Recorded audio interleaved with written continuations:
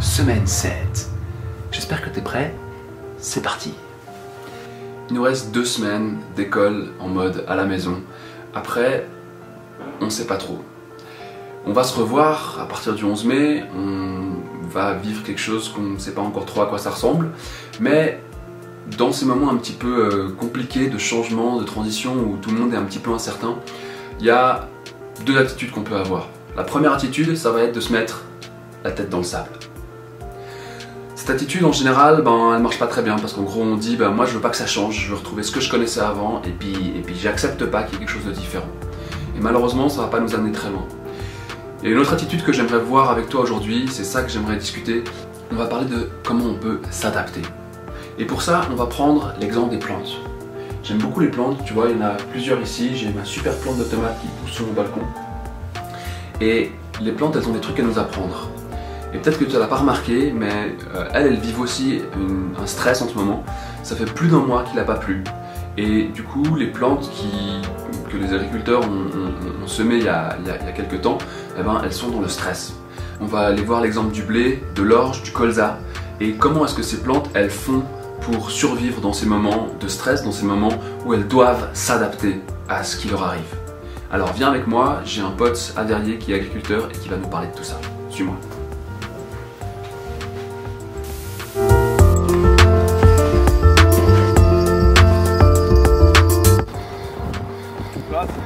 Normalement c'est carré, plat, il devrait être là. Ouais. Alors voilà, donc là, il en manque un bout. Ça c'est de l'orge. Ah, et puis là on voit bien le sol qui est tout craquelé. Il manque de l'eau.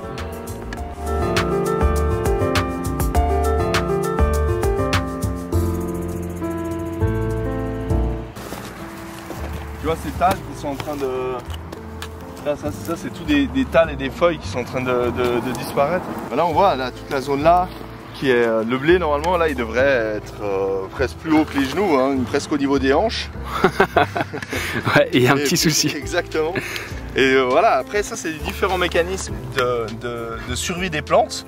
C'est elles réduisent leur surface foliaire pour éviter la transpiration et ouais. Donc l'évaporation forcément.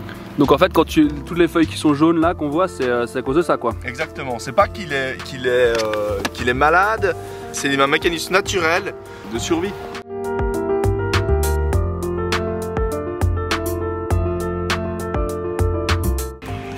C'est trop sec, on va aller chercher la pelle.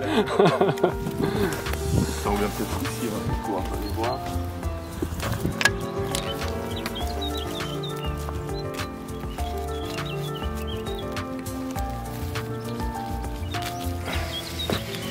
Donc là on voit un blé avec ses talles. Donc là c'est un grain qui a fait tous ces épis. Ok, alors je fais juste une mini pause pour expliquer un peu de quoi il s'agit. Donc à la base il y a un grain de blé là au milieu qui s'est développé, puis en fait il développe des talles. Donc il développe en fait des tiges qui sont plus que juste une seule tige principale pour pouvoir à terme porter plus de fruits puis avoir plus de chances de se reproduire. Mais quand il est en stress, quand il y a comme ça ce manque d'eau, ce qu'il va faire, c'est qu'il va avoir tendance à sacrifier ses talles, sacrifier ses tiges supplémentaires pour préserver la tige principale et être sûr qu'elle survive. Donc c'est ça, cette adaptation du blé quand il manque d'eau. Alors là, c'est un champ de blé. On voit les taches qu'on voit de terre, c'est que l'implantation du blé a été fortement perturbée par tout l'automne et l'hiver pourri qu'on a eu sous la pluie, à la différence de maintenant. Arroser un blé, c'est économiquement impossible. Un arrosage là, pour un champ comme ça, c'est 300 mètres cubes par hectare tous les 10 jours. Ouais, ça fait beaucoup. À mon avis, tu remplis ta classe de cours 3 fois et tu n'as arrosé qu'1 hectare. Donc là, tu vois, on est dans du blé aussi. Ouais. Mais il est encore plus bas que l'autre. Hein. Et ça, c'est parce que vous l'avez planté après? On l'a semé plus tard. Ouais. Donc ça, c'est normal. Mais du coup il a encore plus de retard parce que depuis la sécheresse, depuis plus d'un mois, il bouge pas. Et puis même je pense qu'il risque même des pieds, puis donner des épis, puis arriver comme ça. Ah ouais. Voilà. Mais il survivra. Ouais. La nature a une résilience qui est quand même assez incroyable. Et une faculté d'adaptation et de survie qui dépasse tout entendement. Là c'est de la betterave qui est semée.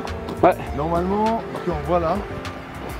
Ah ouais, normalement elle devrait être à peu près haute comme ça, avec quelques feuilles. Donc on l'a semée il y a 40 jours et il n'a pas plu une goutte dessus. Ah ouais.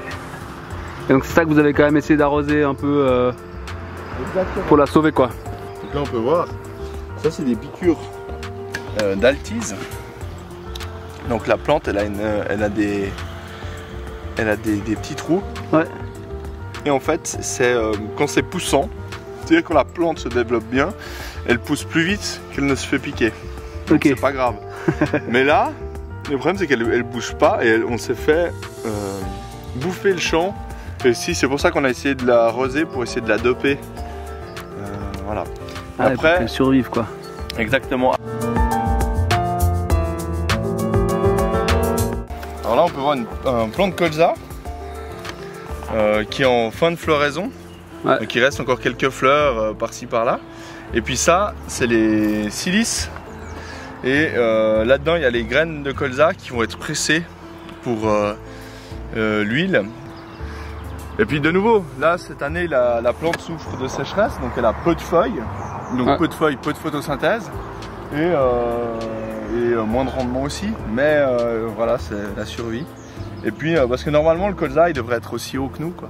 Ouais, donc là voilà, il manque un bon bout. Il manque un petit bout. Puis des gens qui jouent dans les champs là. Alors ça c'est une zone écologique, donc c'est-à-dire que c'est une zone qu'on laisse exprès pour la biodiversité. C'est-à-dire que là-dessus, il y a des plantes rares, des espèces rares, etc. Mais les gens ont de la peine à comprendre qu'ils ne doivent pas s'y balader. D'accord. Voilà. Mais donc ne pas faire du foot dans les champs, même si on dirait pas que c'est un champ. Voilà.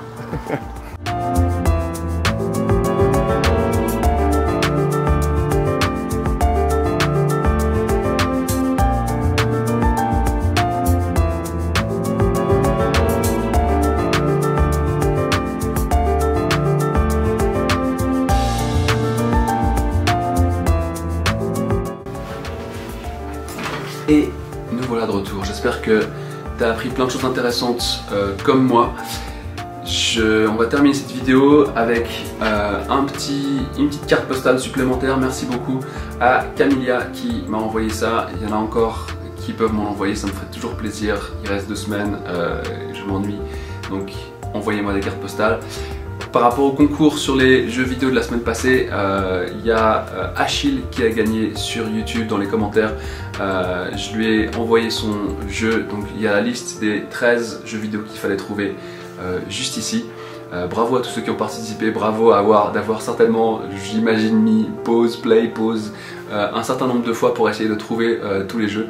Et bravo à lui parce que c'était pas évident de trouver les 13. Voilà, il a gagné le jeu Subnautica que je lui ai offert sur Steam, donc bravo à lui.